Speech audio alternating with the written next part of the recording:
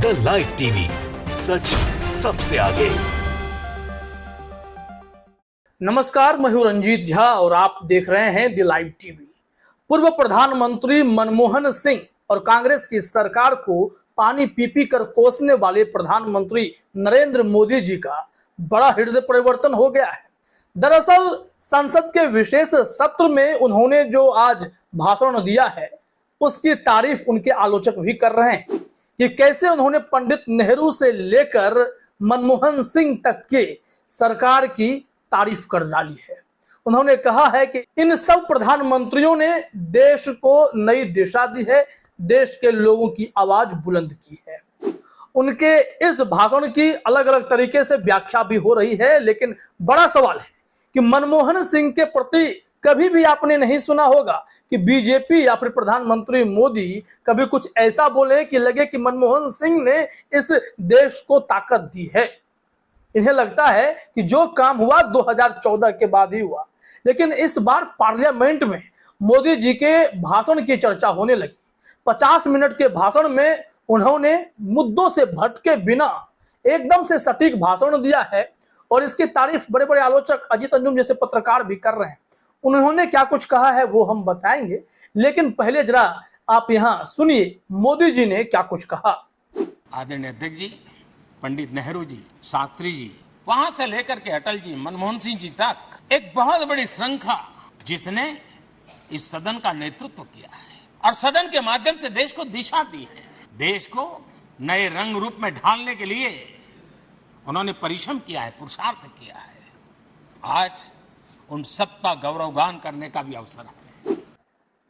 तो सुना आपने, प्रधानमंत्री मोदी जी को हर प्रधानमंत्री का योगदान काफी महत्वपूर्ण लग रहा है, लेकिन यही मोदी जी हैं जब चुनावी सभा में कहते हैं हमारे मनमोहन सिंह जी सरदार थे, असरदार नहीं थे।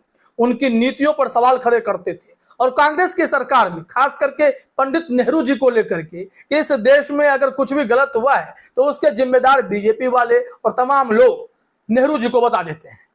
लेकिन इस वक्त मोदी जी ने अपने भाषण में कबूला है कि मनमोहन सिंह जी हो, अटल बिहारी वाजपेयी जी हो, इंदिरा गांधी हो, राजीव गांधी हो, शास्त्री जी हो, पंडित नेहरू हो या फिर इस दरमियान जितने भी हमारे प्रधानमंत्री हुए, उन सब के योगदान ने देश को नई दिशा दी है।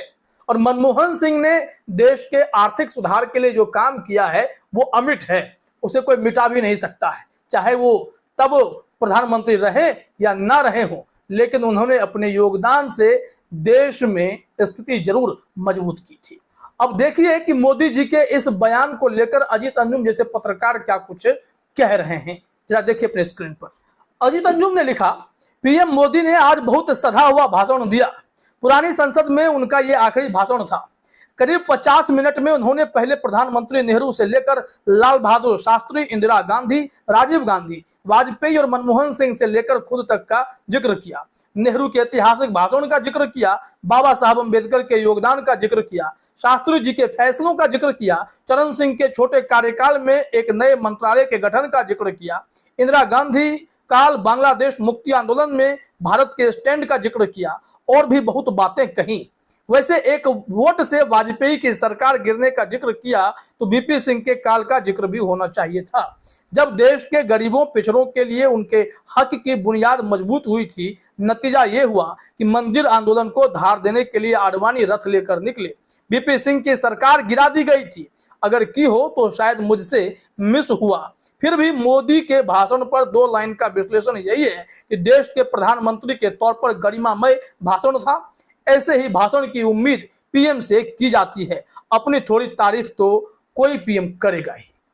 अजीत अंजुम जी ने एकदम सटीक विश्लेषण कर दिया है, उनकी तारीफ भी की है और जिन बातों का जिक्र उन्होंने नहीं किया वो भी उन्होंने याद दिला दी है। लेकिन यहाँ गौर करने वाली बात यह है कि मनमोहन सिंह के नाम पर बीजेपी छटपटा उठती है। इनका कहना होता है कि उन बीते 10 सालों में वो सिर्फ नाम मात्र के प्रधानमंत्री थे, तो आज मोदी जी ने इतने अच्छे अच्छे शब्दों का प्रयोग मनमोहन सिंह के लिए और तमाम देश के गैर भाजपाई प्रधानमंत्री के लिए कैसे कर दिया, इसकी चर्चा होने लगी है। तो इस पहलू पर आपको समझना पड़ेगा कि दोनों में अंतर क्या है सरकार में। दरअसल प्रधानमंत्री नरेंद्र मोदी को 2024 की भी चिंता सता रही है। उन्हें लगता है कि कुछ ज्यादा ही किसी की आलोचना कर देने से सत्ता हासिल नहीं होती है और इस बार 2024 में विपक्षी एकता भी प्रधानमंत्री मोदी समेत बीजेपी के बड़े बड़े नेताओं को खाई जा रही है। वहीं आपको यह भी सोचना होगा कि विपक्षी एकता का असर होने भी लगा है। कई राज्यों में अब कांग्रेस मजबूत हो रही है। क्षेत्रीय पार्टियां जहां मजबूत हैं वो तो हैं ही, और जब सब साथ आ गए हैं और one seat one candidate formula के आधार पर काम करना चाहते हैं तो इससे बीजेपी को ध्रुवीकरण वाला जो खेल है वो करने में बन नहीं रहा, जिसके चलते सत्ता उनके पास से छिटक रही है। कर्नाटक में छिटक गई, हिमाचल में छिटक गई। बताया जा रहा है कि मध्य प्रदेश में हालत खराब है। छत्तीसगढ़ भूपेश बघेल फिर से संभाल सकते हैं, ऐसे सर्वे में भी जानकारी मिल रही है। वहीं अगर राजस्थान की बात करें तो गहलोत के काम से लोग खुश हैं। अब ऐसे में मनमोहन सिंह की लगातार आलोचना कर देने भर से वो जनता के मन में अब कुछ छाप नहीं छोड़ पाएंगे। इस वजह से कुछ लोग कह रहे हैं कि तारीफ भी हुई है, लेकिन रोहन के ट्वीट को समझिए, दोनों फर्क समझेंगे मनमोहन सिंह और प्रधानमंत्री मोदी के बारे में। आजादी के बाद से इंडिया लोकतंत्र का एक प्रतीक है। मोदी के सत्ता के तहत अब इसे दिखावटी लोकतंत्र माना जाता है। मोदी ने सिविल सोसाइटी, मीडिया और न्यायिक स्वतंत्रता पर हमला और कब्जा किया हुआ है।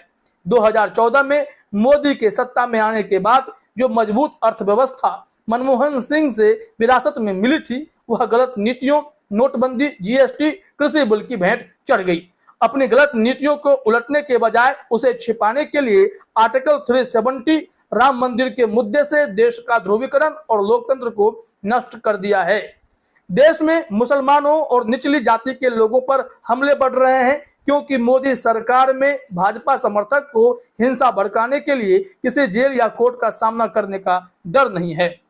और उसके बाद जो इंपॉर्टेंट है, मोदी ध्रुवीकरण की रणनीति पर निर्भर करेगा। मोदी से आर्थिक नीति के बारे में बहुत कम सुनेंगे और मुसलमानों के प्रति नफरत की आग के बारे में ज्यादा सुनेंगे। मुसलमानों को एक हथियार के रूप में उपयोग किया जाएगा। मोदी की विफलताओं की वजह से लाखों युवाओं के लिए नई नौकरियां पैदा नहीं हो रही हैं। बेरोजगार लोग मोदी के खिलाफ एक शक्तिशाली राजनीतिक ताकत बनेंगी, खासकर जब आय और धन में असमानता बढ़ेगी।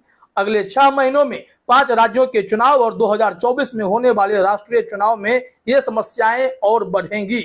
ये बातें एक तुलनात्मक तरीके से बताई गई है। इसके बाद आप समझ सकते हैं कि मनमोहन सिंह की तारीफ मोदी सरकार या प्रधानमंत्री मोदी को अब क्यों करनी पड़ रही है। उन्हें पता है कि लगातार आलोचना कर देने भर से भी सत्ता हासिल नहीं होती है, कभी कभी सत्ता फिसल भी जाती है और इस वक्त यही कुछ हो रहा है। तभी तो मल्लिकार्जुन खड़गे ने भी अपने भाषण में मोदी जी पर निशाना साध दिया। एक ट्वीट हम आपको दिखा रहे हैं, बेहद ही दिलचस्प है। राज्यसभा में मल्लिकार्जुन खड़गे बोल रहे हैं। न्यूज तक ने इस मामले में लिखा भी है, अटल जी ने अपने कार्यकाल में 21 बार बयान दिया, डॉक्टर मनमोहन सिंह जी ने 30 बार बयान दिया। केवल हमारे मौजूदा पीएम साहब ही ऐसे हैं जो सदन में 9 सालों में कस्टमरी बयानों को छोड़कर केवल 2 बार बोले। ये डेमोक्रेसी है। विशेष संसद सत्र में मल्लिकार्जुन खड़गे ने पीएम मोदी पर निशाना साधा और उस पर फिर सभापति ने टिप्पणी भी कर डाली। तो जरा यहाँ पर आप सुन भी लीजिए कि मल्लिकार्जुन खड़गे ने क्या कुछ कहा। अटल जी ने अपने कार्यकाल में 21 बार बयान दिया 6 साल में।